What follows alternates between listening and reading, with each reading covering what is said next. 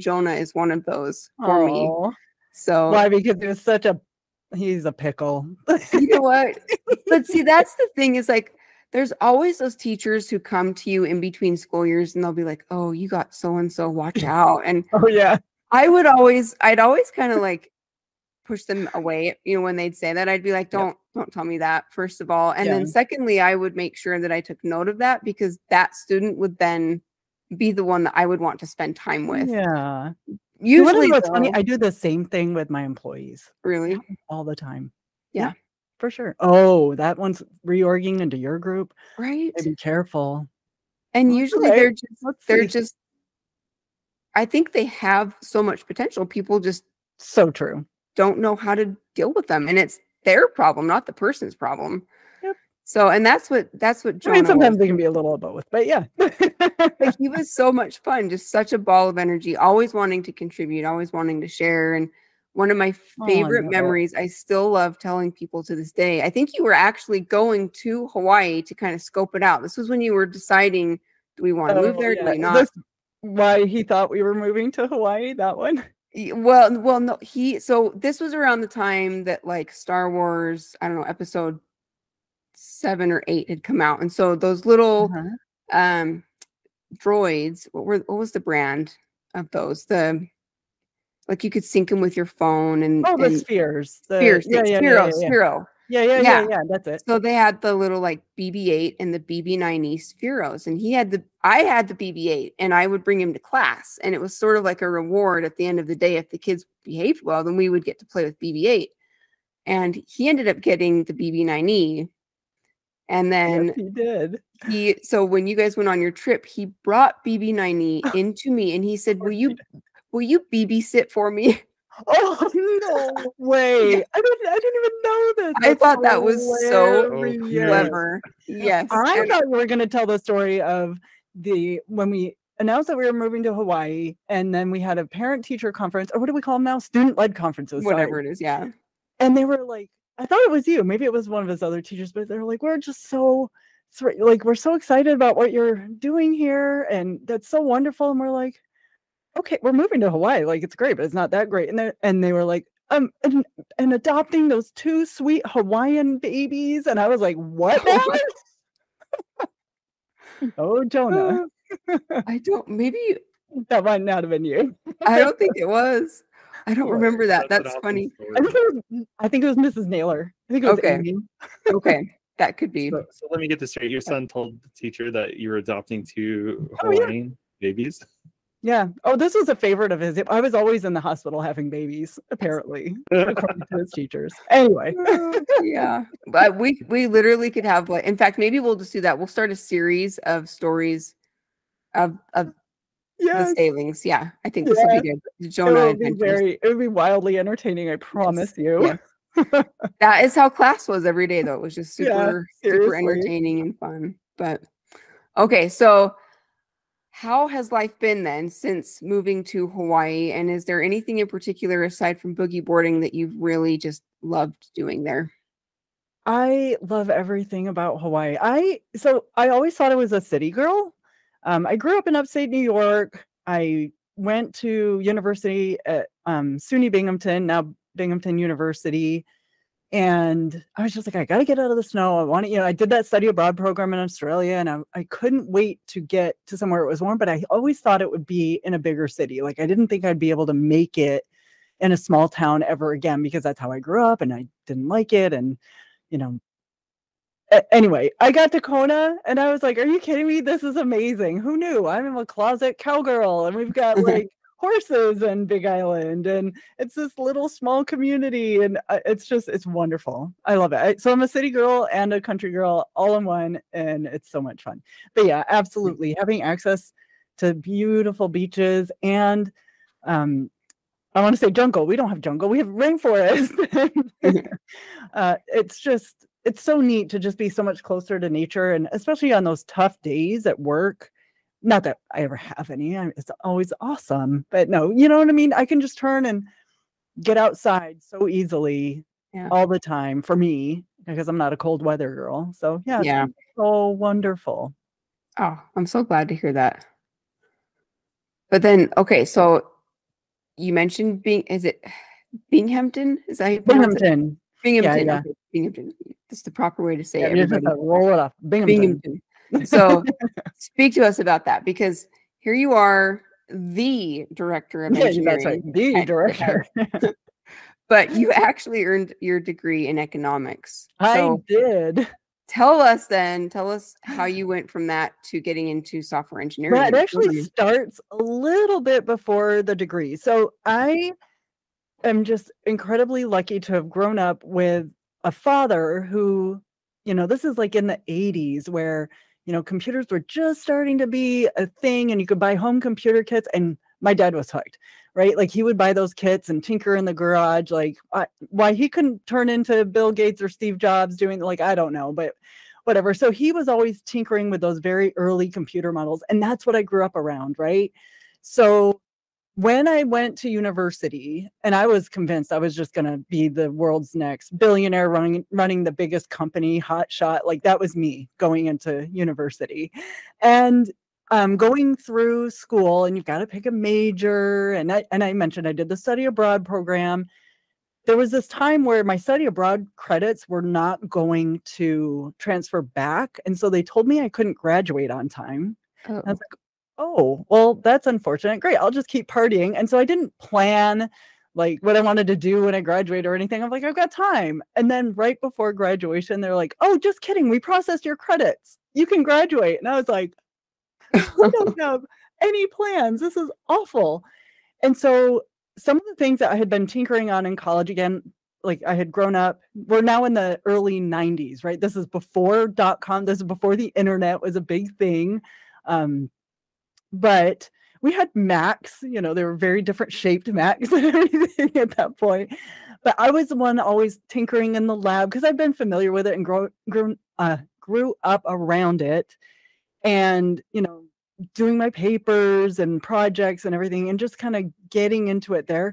So what happened when I graduated was that I just started temping.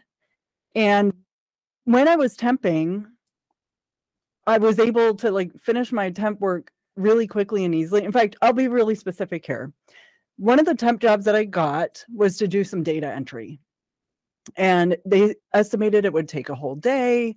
And I would be taking a stack of papers and entering it on one executive's computer, taking the same stack of papers because they weren't networked, right? And entering it on another executive's computer and bouncing around. And finally, I got where I could just do that in an hour or two. And so I had the whole rest of the day just to hang out and do whatever. Nice. And thank goodness, one of those VPs was like, I've been reading about this thing for databases, and there's this program called Microsoft Access. We were talking version 2 for anybody who is into databases. This is old stuff. But anyway, he was like, yeah, we should just build a database, and you like this stuff, let's.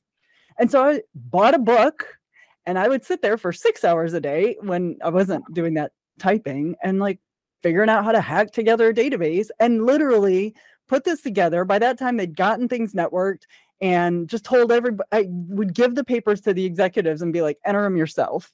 That was me. I was 20 something years old. I was this punk kid. Nice. We got this.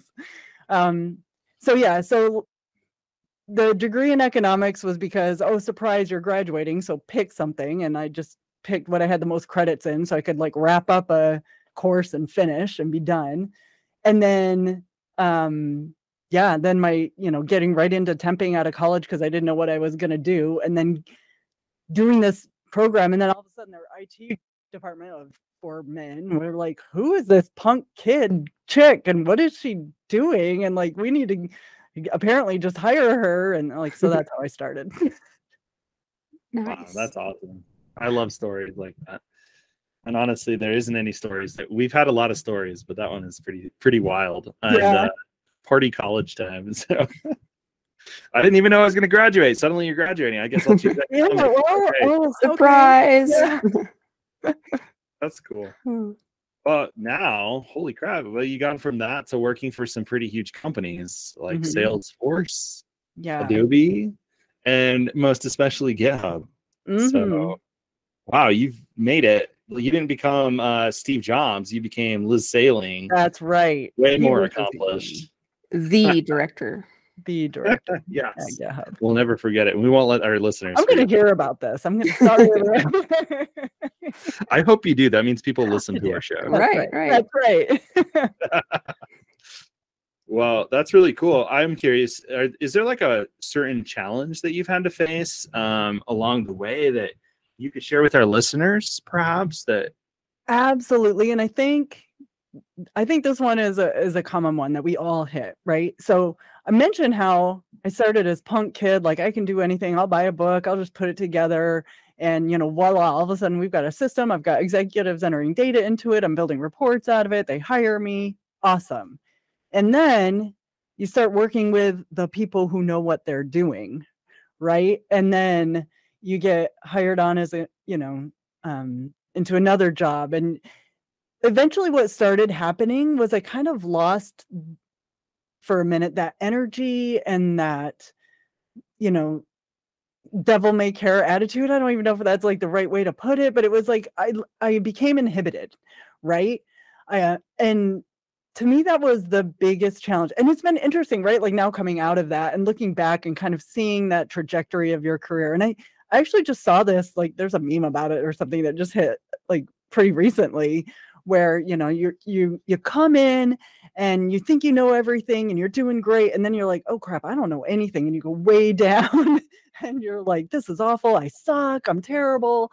And then you start like, actually no, like I got this, I can figure some things out, and you start like working your way back up, right? Like I think we do that kind of cycle all the time, but I definitely did a massive version of that through my career. And so probably the biggest challenge was myself, right? Like my confidence. I love to talk to people at work and otherwise about confidence and self-confidence. Confidence is something that's really based on experience, right? I know this, I've done this, I can do it 1,000 times, I can do it with my eyes closed, like great. That's confidence. I can totally do that. I know it because I have proof. Self-confidence is almost exactly the opposite. Like I have no idea. I have no experience. I don't know what this, but I know I can figure it out. Right. And so it's a really neat shift. And a target to hit that self-confidence. So to me, that even to this date, right? Like there are things that I have to remind myself, like I can figure this out. I got this. And so my biggest challenge is like remembering that sometimes and not losing that edge and knowing when to push and to lean in. And you have to be okay with it. Like you have to have your own back. So, okay, I'm really relating to this, by the way.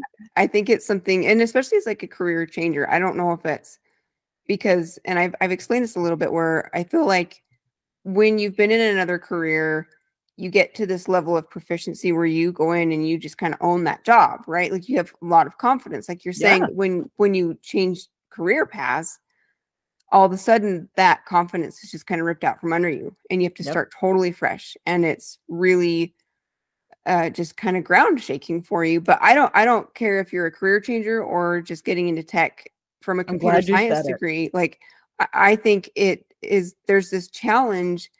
And I want to ask you this in particular because you are a leader, you're in these leadership positions, manager, director.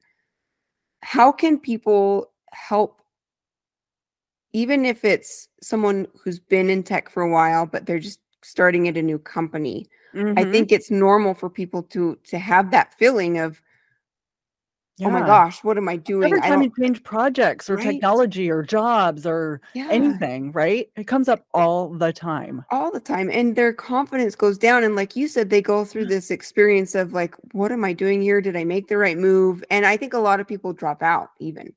So how can we as leaders and managers and coworkers help, support these people to be successful and push through that? So my favorite tip that I try to remember and practice all the time and share with others is like, if you want to help someone, you got to make it obvious that we're all in the same boat, right? Like it doesn't matter. There's things I don't know. And I just have to be upfront about it. And I ask in front of my team, in front of my boss, like if I don't know something, say, I don't know.